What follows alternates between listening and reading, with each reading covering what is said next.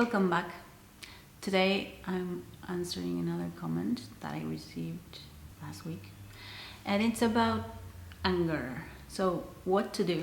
It's usually called negative emotion and I do this because people call it negative and I don't like it when people refer to anger as being negative. Okay, I understand where this comes from. Like, you cannot manage in this world by being angry all the time, okay? But the reality is it's useful. It's a useful emotion, okay? Like every other emotion, like sadness also is very useful, and it's also called negative emotion. Yeah, I don't like that. So why I don't like it? Because it's necessary, especially when we're talking about trauma and CPTSD. It's very useful. It's useful.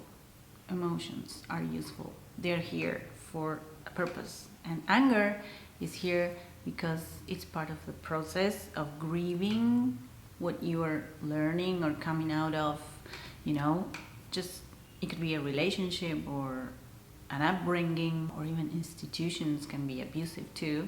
So when you start realizing what went on, what happened, all the things that you missed, like growing up with parents that are abusive, for example, you didn't get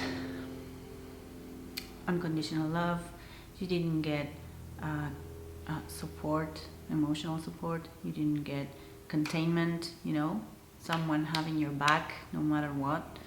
And so you're angry, and that makes a lot of sense, and it's good that you're angry because this is going to make you move forward, okay? Make you move forward in your recovery from all this. So it's part of the grieving process, and beneath the anger we usually find sadness. And you're sad, you're hurt because you're hurt. So the idea, first thing, is to acknowledge that you're hurt, For example, betrayal hurt you. Not being neglected as a kid maybe hurt you. So the idea is for you to acknowledge that emotion, write about it, with I statements like, I'm hurt. I was hurt when this happened. I felt betrayed. I felt neglected, and this made me angry. You can keep it in case you get hoovered. That's useful. It's a reminder if you are in this stage where you're not yet over what happened to you, right? You've not processed it, basically. So, yeah. Anger is great. I like anger because it's useful, and it's something that will, if you acknowledge it and integrate it, it will help you. If you leave it there, like I'm angry all the time and I don't know why, and I'm angry at people, at everything that crosses my path, and that doesn't help. But if you process that emotion like any other emotion, that will help you a lot, move forward, really. The other thing is, do it now. Start acknowledging your emotions, like anger right now. Write about it. Do it now.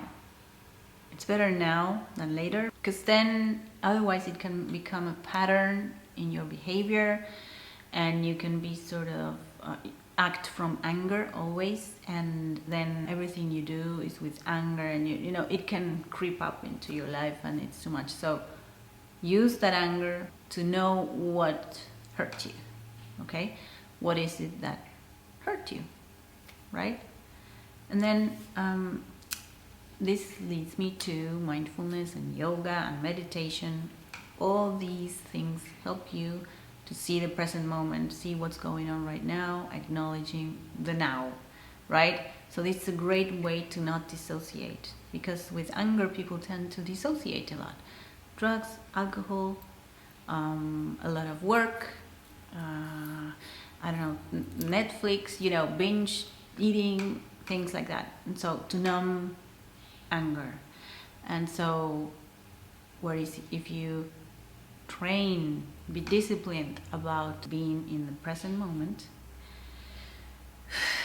you have tools like breathing, for example, when you're angry, right? You have tools like writing. You are like one step ahead of your emotions, and so they won't take over you and won't direct you like a puppet. So this way, when you acknowledge your emotions, they decrease. They are like little children wanting attention. Listen to it and write about it, and then anger will pass. 2 more things. You can laugh at jokes, find funny things, laugh about things, that's related to anger, because you are sort of eliminating this built up energy in a way. So laugh, find joke, find the ridicule in the abuse. This is crazy that I'm saying this, but really, if you think about it, it's absolutely ridiculous. The gaslighting process, it's like, what? How can somebody turn reality upside down and be so confident to tell you about it when it's a lie?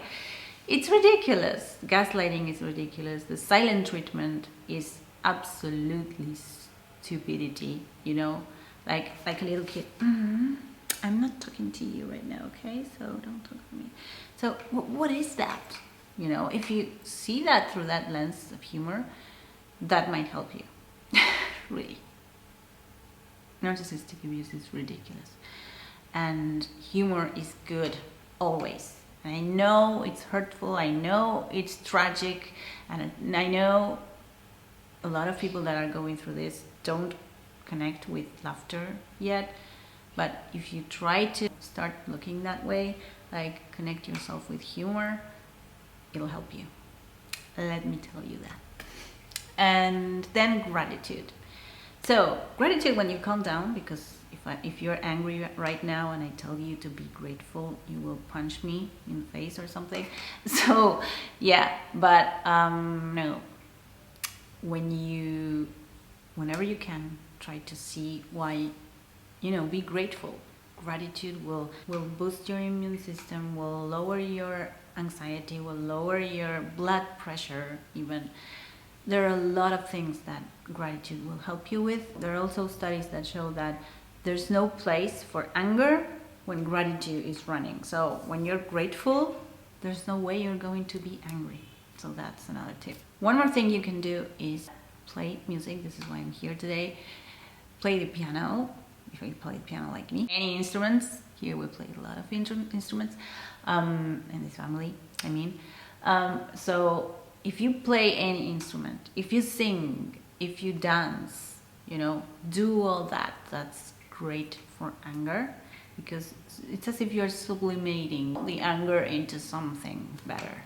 So you're, all those emotions, built up emotions, you will sort of sublimate them, eliminate them. You release that, you let go through music. That's a great way to go. Thank you so much for spending this time with me. I really appreciate it. I hope this was helpful. Okay, see you next Saturday. Subscribe, like, share, all that. And I will see you soon. Bye-bye.